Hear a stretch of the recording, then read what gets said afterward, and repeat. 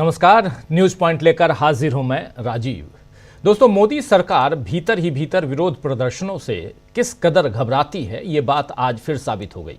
आज उत्तर से दक्षिण तक मोदी सरकार के फैसलों पर संसद में हंगामा हुआ। एक तरफ पंजाब में आंदोलन कर रहे किसानों की गिरफ्तारी और उनके शिविरों को बुलडोजरों से उखाड़ने पर संसद में आवाज उठी, तो वहीं राज्यसभा की कार्यवाही बार बार बाधित होने के बाद दिन भर के लिए केवल इसलिए स्थगित कर दी गई क्योंकि डीएमके के सांसदों ने आज नारे लिखी टी शर्ट पहनकर डीलिमिटेशन पर अपना विरोध जाहिर किया। इधर संसद से बाहर मोदी सरकार को एक और झटका लगा है और एक बार फिर अमेरिका ने मोदी सरकार को परेशानी में डाला है। दरअसल एलन मस्क के सोशल मीडिया प्लेटफॉर्म एक्स ने मोदी सरकार के खिलाफ अदालत का दरवाजा खटखटाया है। क्या है मामला, ये आपको बताऊंगा, लेकिन पहले संसद की बात करते हैं। दोस्तों, आप जानते हैं कि दक्षिण भारत के राज्यों में डिलिमिटेशन यानी परिसीमन के खिलाफ आवाज उठ रही है। परसों यानी 22 तारीख को एमके स्टालिन ने एक बैठक बुलाई है जिसमें केरल, कर्नाटक, तेलंगाना सभी राज्यों से नेता शामिल हो रहे हैं। उसके अलावा इंडिया गठबंधन के तमाम नेता उसमें शामिल हो रहे हैं। परसों की बैठक से पहले आज उच्च सदन में यानी राज्यसभा में सरकार की घबराहट साफ देखी गई। पहले 11 बजे, फिर 12 बजे, उसके बाद 12:15 बजे कार्रवाई तो स्थगित हुई ही, और फिर 2 बजे पूरे दिन भर के लिए सदन स्थगित हो गया। जबकि सारे सांसद इंतजार कर रहे थे कि अमित शाह आएंगे और कल टीएमसी सांसद साकेत गोखले ने ईडी और सीबीआई को लेकर जो सवाल पूछे थे उन पर जवाब अमित शाह देंगे, लेकिन अमित शाह नहीं आए। दरअसल कहा यह जा रहा है कि डीएमके सांसदों ने फेयर डिलिमिटेशन और Tamil Nadu will fight, Tamil Nadu will win के नारे लिखे हुए टी शर्ट पहने थे, उसी पर सरकार घबरा गई। ये जो आप देख रहे हैं, ये तमाम तमिलनाडु के डीएमके के सांसद हैं। हालांकि प्रियंका चतुर्वेदी का कुछ और ही कहना है। क्या कुछ कह रही हैं प्रियंका चतुर्वेदी, आइए जरा सुन लेते हैं कि उन्होंने क्या कुछ कहा है। सुनिए। मैं ये कहूंगी कि जिस तरीके से कल साकेत गोखले जी ने अपना भाषण दिया और जिससे होम मिनिस्टर को इतना मैं कहूंगी कि नाराज हुए, उनको एक दिन लगेगा रिकवरी में, तो इसलिए बार बार हाउस एडजर्न हो रहा है। इतना शर्मनाक है कि आज कोई मुद्दा ही नहीं था, हम सब यहाँ पर बात करने आए थे। आज सबकी बात करने का था, गृह मंत्री के जवाब सुनने का टाइम था, आते ही हाउस एडजर्न कर दिया गया सरकार की तरफ से। तो क्या दर्शाता है, और दोनों सदनों में हंगामा कर उन्होंने किया, किसी आड़ को लेकर किया है, ये गलत बात है। मैम, दिशा सालन वाला जो मामला है, दोबारा से उनके फादर के वकील ने कहा कि आदित्य ठाकरे पे आरोप लगाया।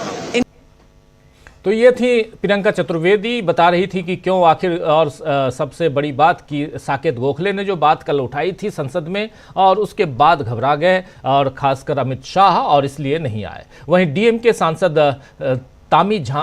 तामीझामी थंगा पंडियन, जी हाँ, तामीझामी थंगा पंडियन ने इस बारे में बताया है कि सभापति ने कहा है कि आप सदन के भीतर टी शर्ट पहनकर नहीं आ सकते। आइए जरा सुन लेते हैं थंगा पांडियन क्या कह रहे हैं। बहुत इंपॉर्टेंट बातें, और साफ साफ वो कह रहे हैं, सांसद हैं डीएमके के, और कह रहे हैं कि सभापति ने साफ साफ कहा है कि आप टी शर्ट पहन के नहीं आ सकते, इसलिए ये हो रहा है। सुनिए जरा। For the union government's move, asking a fair delimitation, requesting the union government, especially the Home Minister, to clarify what does he actually meant, what does he actually mean by deciding everything on the basis of when he came, like over to Tamil Nadu, population. So the issue is, it should not be decided on the basis of population, and for that our Chief Minister M.K. Stalin is convening a meeting, calling all the chief ministers of the opposition parties as well as all the frontline leaders from the various parties on 22nd in Chennai. It is to be held. और उधर अखिलेश यादव ने इस मामले में DMK का साथ देते हुए बीजेपी की नीयत पर ही सवाल उठा दिए हैं। आइए सुनिए अखिलेश यादव क्या कह रहे हैं, सुनिए जरा। मैं तमिलनाडु के लोगों के साथ हूं, क्योंकि भारतीय जनता पार्टी पता नहीं कैसा डिलिमिटेशन करते। हमने देखा नहीं ब्लॉक प्रमुख की चुनाव कैसे लड़ते हैं ये लोग, विधानसभा चुनाव कैसे लड़ते हैं, जात के आधार पर पोस्ट करते हैं। सर, आप जाएंगे जात के आधार पर और पोस्ट है नहीं, ये सवाल तो सरकार पहले सेंसस करे, सेंसस के बाद जाति जनगणना हो, डिलिमिटेशन होगी, महिलाओं के हमारे आरक्षण हो, पिछड़ी दलित महिलाएं और अल्पसंख्यक महिलाओं को आरक्षण हो, तब हम लोग जाएंगे। सर, तो कहा जा रहा है कि डिलिमिटेशन 71 के जनगणना पर होनी चाहिए। अरे ये नहीं, मेरे पत्रकार साथी, ये जो घर घर नल लग रहे हैं और घर घर जल पहुंच रहा है, ये भी लगता है 71 के ही आंकड़ों से ये डिजाइन किया गया पाइपलाइन है। तुम बाल्टी रख देना, अगर 2 दिन में भी बाल्टी भर जाए, तो ऐसी बातें मत करो। 1971 तो सुन रहे थे आप यहां अखिलेश यादव को। तो दक्षिण के मामले में बीजेपी उत्तर में भी घिर रही है और उत्तर में पंजाब में किसान आंदोलनकारियों के साथ किया गया सलूक एक तरफ आम आदमी पार्टी को परेशानी में डाल रहा है और सवाल बीजेपी पर भी उठ रहे हैं। कांग्रेस नेता प्रताप सिंह बाजवा ने कहा है, और बहुत इंपॉर्टेंट बातें इसलिए क्योंकि कल रात को अचानक किसानों को 700 से ज़्यादा किसानों को गिरफ्तार किया जाता है पंजाब और हरियाणा बॉर्डर पे, और उसके बाद ये देखिए बुलडोजर से उनके शामियानों को, टेंट को, शिविरों को ध्वस्त किया जाता है। ये सब कुछ हुआ शंभू बॉर्डर पर, लगभग 200-225 किलोमीटर की दूरी है दिल्ली से। लेकिन इम्पॉर्टेंट ये कि कल दिन में मुलाकात होती है पंजाब के सीएम भगवंत मान की अमित शाह से, और शाम को उधर कार्रवाई होती है। जिस वक्त ये कार्रवाई हो रही थी उस वक्त अरविंद केजरीवाल पंजाब में ही थे। प्रताप सिंह बाजवा क्या कह रहे हैं, सुनिए। सर, पहले मीटिंग, उसके बाद इनको गिरफ्तार कर लिया गया, फिर सारा शंभू और खनौरी साफ हो गया। क्या रिएक्शन, फिर क्या कहेंगे? देखो, ऐसे है कि इसका नाम मान है, काम इसके सारे बेईमानों वाले, तो इससे यही एक्सपेक्टेड था। और ये आप जो बात ऐसी है, ये लोगों को इस्तेमाल करने में मशहूर है। सबसे बड़ी सपोर्ट अगर ये पावर में आए हैं तो किसानी से मिली और खेत मजदूरों से मिली। आज देखिए, आज इनकी स्टेटमेंट ये है कि हमने ये इंडस्ट्री के लिए और कारोबार के लिए करवाया। हम ये कहते हैं अगर आपने ये काम करवाना भी था, आपने धोखाधड़ी क्यों की? आपने एक तरफ तो उनको बातचीत के लिए बुला लिया और फिर डिटेन करवा दिया, और दूसरी तरफ पुलिस फोर्सेस भेजी और इनको वहां से सुन रहे थे आप प्रताप सिंह बाजवा को। दरअसल किसानों के साथ बदसलूकी में मोदी एक बार पहले फंस ही चुके हैं। आप जानते हैं 3 किसानों के कानून, जिसको किसान काले कानून कहते थे, 13 महीने उसके लिए किसानों ने आंदोलन किया, खासकर दिल्ली के 3 अलग अलग बॉर्डरों पर। उस मामले में नरेंद्र मोदी बुरी तरह फंसे और फाइनली उस कानून को वापस लेना पड़ा। लेकिन पिछली गलती से नरेंद्र मोदी शायद कोई सबक नहीं लिए। वहीं अमेरिका की तरफ से, चलिए अमेरिका बढ़ते हैं अब, अमेरिका की तरफ से भी बार बार मोदी को आंख दिखाई जा रही है। अभी एलोन मस्क से अमेरिका में मोदी ने अच्छी खासी चर्चा की थी, लेकिन ट्रंप की तरफ से जिस ढंग से नरेंद्र मोदी के सामने बहुत सारे सवाल रखे गए, वैसे ही सवालों के साथ अब एलन मस्क जो हैं वो पहुंच गए हैं सीधे अदालत।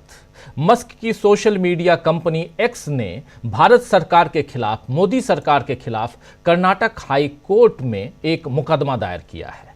याचिका में एक्स ने इंफॉर्मेशन टेक्नोलॉजी आईटी अधिनियम 2000 की धारा 79(3)(b) पर चिंता जताई है। एक्स का तर्क है कि यह सुप्रीम कोर्ट के फैसलों का उल्लंघन करता है, ये जो अधिनियम है, और ऑनलाइन अभिव्यक्ति की स्वतंत्रता को कमजोर करता है। आपको बता दूं कि धारा 79(3)(b) ऑनलाइन प्लेटफॉर्म को कोर्ट के आदेश या सरकारी अधिसूचना के जरिए निर्देश किए जाने पर अवैध सामग्री को हटाने का आदेश देती है। सीधे शब्दों में यह है कि सरकार अगर चाहे तो ये 79(3)(b) के जरिए किसी भी डिजिटल प्लेटफॉर्म को यह कह सकती है, सोशल मीडिया प्लेटफॉर्म को, कि आप इस खबर को या इस कंटेंट को आप हटा लीजिए। अगर कोई प्लेटफॉर्म 36 घंटों के भीतर उसके आदेश का पालन नहीं करता है तो उसे धारा 79(1) के तहत जवाबदेह ठहराया जा सकता है और दंडित किया जा सकता है। तो ये है, और इसके खिलाफ एलन मस्क की company x Karnataka high court पहुंची है। ये मामला आगे भी बढ़ सकता है। जब से ग्रोक आया है तब से नरेंद्र मोदी की सरकार, बीजेपी ऐसे भी परेशान है।